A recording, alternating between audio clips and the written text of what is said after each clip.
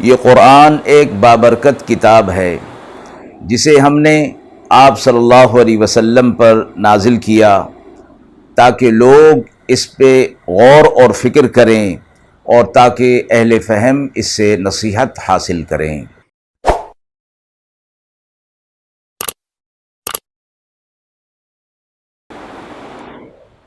بسم اللہ الرحمن الرحیم۔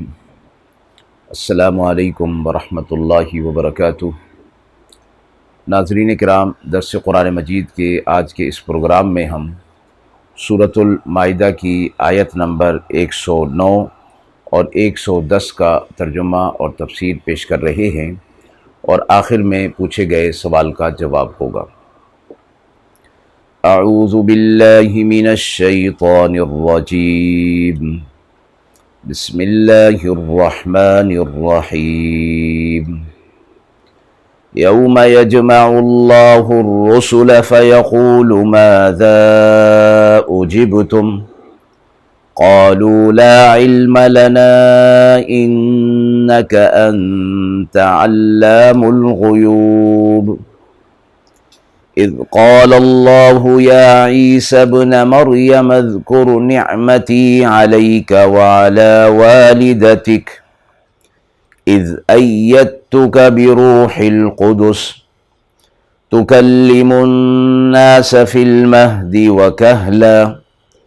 وَإِذْ عَلَّمْتُكَ الْكِتَابَ وَالْحِكْمَةَ وَالتَّوْرَاةَ وَالْإِنْجِيلَ وَإِذْ تَخْلُقُ مِنَ الطِّينِ كَهَيْئَةِ الطَّيْرِ بِإِذْنِي فَتَنفُخُ فِيهَا فَتَكُونُ طَيْرًا بِإِذْنِي وَتُبْرِئُ الْأَكْمَهَ وَالْأَبْرَصَ بِإِذْنِي وَإِذْ تُخْرِجُ الْمَوْتَى بِإِذْنِي وَإِذْ كَفَفْتُ بَنِي إِسْرَائِيلَ عَنْكَ إِذْ جِئْتَهُمْ بِالْبَيِّنَاتِ فَقَالَ الَّذِينَ كَفَرُوا مِنْهُمْ إِنْ هَذَا إِلَّا سِحْرٌ مُبِينٌ۔ آیات مبارکہ کا ترجمہ ملاحظہ فرمائیں۔ جس دن اللہ جمع کرے گا سب پیغمبروں کو اور پھر کہے گا کہ تمہیں کیا جواب ملا تھا، وہ کہیں گے ہمیں کچھ خبر نہیں، تو ہی غیب کی باتوں کا جاننے والا ہے۔ جب اللہ فرمائے گا اے عیسیٰ ابن مریم، یاد کرو میرا احسان جو آپ پر ہوا اور آپ کی والدہ پر،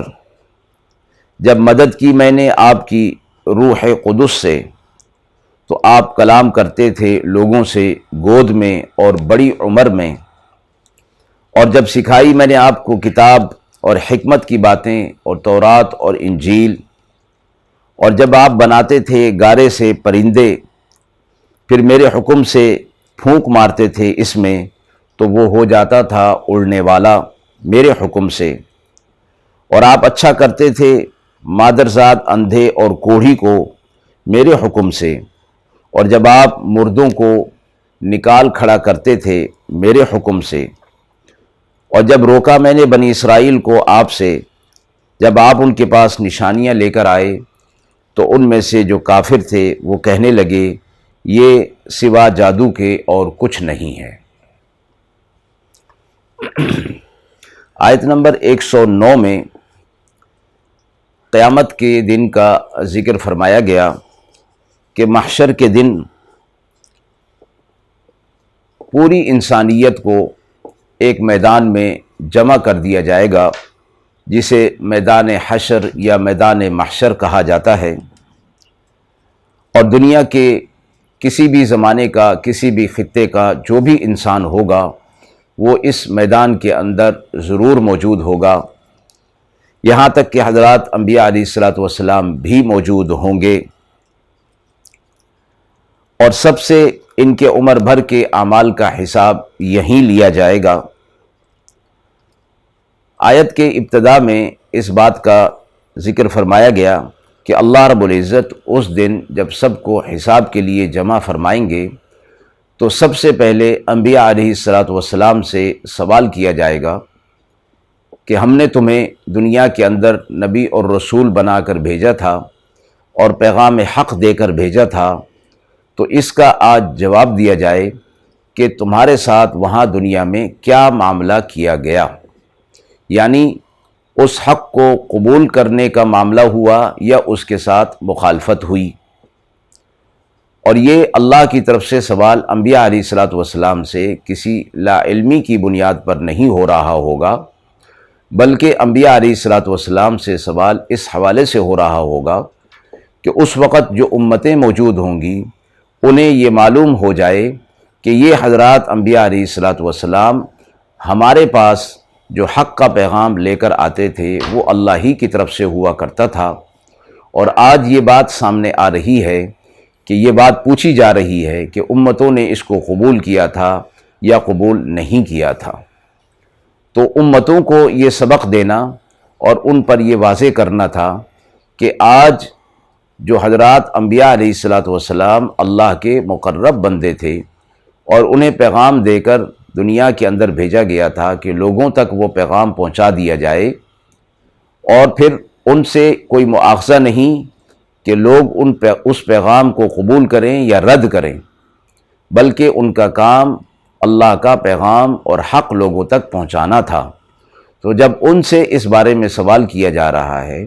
تو عام لوگوں سے کیسے سوال نہیں کیا جائے گا ان کے عمر بھر کے اعمال کا؟ تو امتیں جب حضرات انبیاء علیہ الصلاۃ والسلام میدان حشر میں اللہ کے عظمت اور جلال کی وجہ سے لرزہ ان پر طاری ہوگا تو عام لوگوں کا کیا حال ہوگا؟ رسول اللہ صلی اللہ علیہ وسلم نے فرمایا کہ قیامت کے دن کوئی شخص بھی اپنے اعمال کی جواب دہی کے بغیر اپنی جگہ سے ہل نہیں سکے گا۔ تو حضرات انبیاء علیہ الصلاۃ والسلام سے پوچھا جائے گا کہ ماذا اجبتم، تو آپ نے لوگوں کو دین حق کی طرف بلایا تھا تو ان لوگوں نے آپ کو کیا جواب دیا تھا؟ تو جواب میں حضرات انبیاء علیہ الصلاۃ والسلام فرمائیں گے لا علم لنا انک انت علام الغیوب،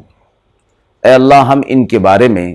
یعنی ان کے ایمان اور عمل کے بارے میں ہمیں کچھ علم نہیں ہے، بلکہ تجھے علم ہے، اس لیے کہ تو غیب کی چیزوں کا جاننے والا ہے۔ مراد اس سے یہ ہوگی کہ ہم دنیا کے اندر ان کو حق کا پیغام پہنچاتے رہے، اب ان میں کن لوگوں نے ایمان کو حقیقتاً قبول کیا اور کن لوگوں نے حقیقتاً قبول نہیں کیا، اس کے بارے میں ہم یقینی طور پر کچھ نہیں کہہ سکتے۔ دنیا میں رہتے ہوئے ان کے ظاہری اعمال کو دیکھتے ہوئے ان پر اہل حق کا حکم صادر کیا جا سکتا تھا، لیکن ایمان جو کہ دل کی چیز ہے، دل کا عمل ہے، اس کے بارے میں تو اللہ کے علاوہ کسی کو علم نہیں ہو سکتا۔ اس لیے حضرات انبیاء علیہ الصلاۃ والسلام وہاں قیامت کے دن ان کے ایمان اور عمل کے بارے میں لا علمی کا اظہار کر دیں گے۔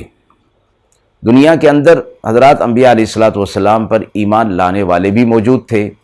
اور دنیا کے اندر حضرات انبیاء علیہ الصلاۃ والسلام کا انکار کرنے والے لوگ بھی موجود تھے، اور ان کے علاوہ وہ لوگ بھی موجود تھے کہ جو منافقین کہلاتے تھے، یعنی ان کے دل کے اندر نہ ایمان تھا نہ ایمان کی حقیقت تھی، بلکہ وہ ظاہری طور پر اہل حق کے ساتھ شامل ہوا کرتے تھے۔ تو حضرات انبیاء علیہ الصلاۃ والسلام جب تک ان کی منافقت کا اللہ رب العزت نے انہیں اطلاع نہیں کر دی تو وہ اہل ایمان ہی میں شمار ہوتے رہے، اس لیے کہ اسلام ظاہر پر ہے، اور آپ صلی اللہ علیہ وسلم نے فرمایا کہ جو شخص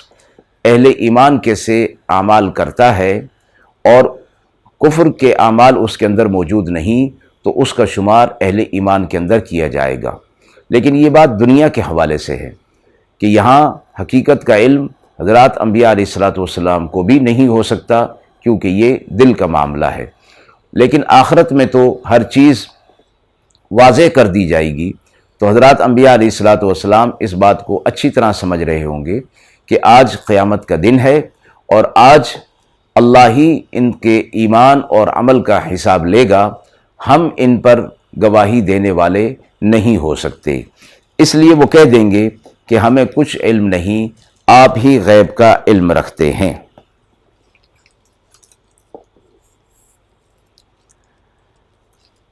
تو یہاں یہ بات واضح کر دی گئی ہے کہ قیامت کے ہولناک منظر کی جھلک جب سامنے کر دی گئی ہے اور حساب کے بارے میں فرما دیا گیا ہے، تو اس روز کی فکر آج ہی انسان کو، خصوصی طور پر مسلمان کو، اسی دنیا کے اندر کرنی چاہیے۔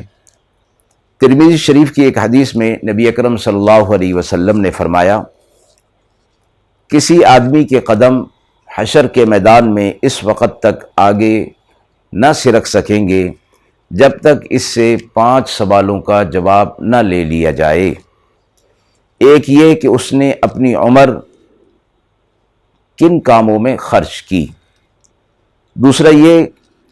کہ جوانی کا زمانہ جو قوت عمل کا زمانہ تھا، اس کو کن کاموں میں خرچ کیا، تیسرا یہ کہ ساری عمر میں جو مال حاصل کیا وہ کہاں سے اور کن حلال یا حرام طریقوں سے کمایا، چوتھا یہ کہ مال کو کن جائز یا ناجائز کاموں میں خرچ کیا، پانچواں یہ کہ اپنے علم پر کیا عمل کیا۔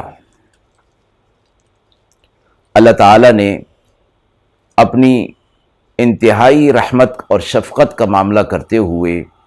امت کو محشر میں پیش آنے والے سوالات بتا دیے ہیں، اور حضرات اہل علم اور فقہاء، مفسرین، محدثین یہ فرماتے ہیں کہ آخرت میں پوچھے گئے سوالات جب معلوم ہو گئے اور پھر اس دنیا کے اندر رہتے ہوئے ان کی تیاری نہ کی گئی اور آخرت میں ناکام ہو گیا، تو اس شخص سے بڑھ کر کوئی بدبخت نہیں ہو سکتا۔ اس کے بعد کی آیات میں حضرت عیسیٰ علیہ السلام پر اللہ تعالیٰ نے جو نعمتیں اور جو معجزات ان کو عطا فرمائے تھے اس کا تذکرہ فرمایا ہے۔ اللہ تعالیٰ نے عیسیٰ علیہ السلام سے فرمایا کہ آپ میرے احسانات کو اپنے اوپر یاد کریں، آپ پر بھی احسان کیا میں نے اور آپ کی والدہ پر بھی، اور آپ کو روح قدس سے آپ کی تائید فرمائی، تو آپ کلام کرتے تھے گود میں بھی اور بڑی عمر میں بھی۔ یہ بھی اللہ کی طرف سے عیسیٰ علیہ السلام کو ایک معجزہ دیا گیا کہ وہ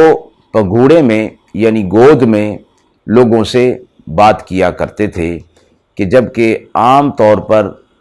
اس حالت میں بچہ بات نہیں کرتا، تو فرمایا کہ آپ گود میں بات کرتے تھے اور ادھیڑ عمر ہونے کی حالت میں بھی آپ لوگوں سے کلام کرتے تھے۔ مفسرین نے فرمایا ہے کہ یہ تو معجزہ ہو سکتا ہے کہ گود میں عیسیٰ علیہ السلام بات کریں، جو کہ عام طور پر بچہ بات نہیں کرتا، لیکن ادھیڑ عمر کی حالت میں تو ہر کوئی بات کرتا ہے، تو یہ حضرت عیسیٰ علیہ السلام کے لیے یہ معجزہ کیسے ہوگا؟ تو جواب اس کا دیا گیا کہ ادھیڑ عمر تک حضرت عیسیٰ علیہ السلام پہنچے ہی نہیں تھے، بلکہ جوانی ہی کی عمر میں اللہ رب العزت نے انہیں آسمانوں کی طرف اٹھا لیا تھا۔ اور ادھیڑ عمر میں جو بات کرنے کا ذکر ہے تو فرمایا کہ حضرت عیسیٰ علیہ السلام قرب قیامت میں دوبارہ زمین پر تشریف لائیں گے اور پھر ادھیڑ عمر کی حالت میں لوگوں سے بات چیت کریں گے۔ تو یہ بھی حضرت عیسیٰ علیہ السلام کا ایک معجزہ ہے کہ آسمانوں پر اٹھایا جانا اور قرب قیامت دوبارہ ان کا نزول ہونا، تو اس لحاظ سے ادھیڑ عمر میں بات کرنا بھی ان کے لیے معجزہ ہوگا۔ پھر فرمایا کہ ہم نے آپ کو کتاب اور حکمت کی تعلیم دی، تورات اور انجیل کے احکامات آپ کو سکھائے، اور آپ مٹی سے پرندے بنایا کرتے تھے، پھر اس میں پھونک مارتے تو وہ زندہ پرندہ ہو کر اڑ جایا کرتا تھا، اور فرمایا کہ یہ سب میرے حکم سے ہوتا تھا۔ پھر آپ مادرزاد اندھے کو اور کوڑھی کو، برس زدہ کو ٹھیک کر دیا کرتے تھے، اور فرمایا کہ یہ میرے حکم سے ہوتا تھا۔ اسی طرح مردہ جو قبر میں تھا اس کے لیے عیسیٰ علیہ الصلوۃ والسلام فرماتے قم باذن اللہ، اللہ کے حکم سے کھڑا ہو جا، تو وہ زندہ ہو کر کھڑا ہو جایا کرتا تھا۔ تو فرمایا یہ بھی میرے حکم سے تھا۔ ہر معجزے کا ذکر کرنے کے بعد اللہ فرما رہے ہیں کہ یہ میرے حکم سے ہوتا تھا، یہ بھی میرے حکم سے ہوتا تھا، یہ بھی میرے حکم سے۔ تو حضرت عیسیٰ علیہ الصلوۃ والسلام کی امت پر اس بات کو واضح کرنا تھا کہ حضرت عیسیٰ علیہ الصلوۃ والسلام سے متعلق جو وہ عقیدہ رکھتے ہیں کہ وہ اللہ کے جز میں سے ایک جز ہیں، تو فرمایا کہ یہ بات نہیں ہے۔ ان سے جو معجزات صادر ہو رہے ہیں اس میں ان کا اپنا کوئی کمال نہیں، بلکہ اللہ کی طرف سے انہیں یہ معجزات دیے گئے ہیں۔ اس لیے ہر معجزے کے بعد اس کا تکرار کیا گیا کہ بِإِذْنِی، میرے حکم سے یہ کام بھی، یہ معجزہ بھی میرے حکم سے صادر ہوا۔ اور آگے فرمایا جب بنی اسرائیل آپ کو قتل کرنے پر آمادہ ہو گئے تو میں نے ان کے ساری سازشوں کو ناکام کر دیا، اور پھر جب آپ نے ان کے سامنے حق پیش کیا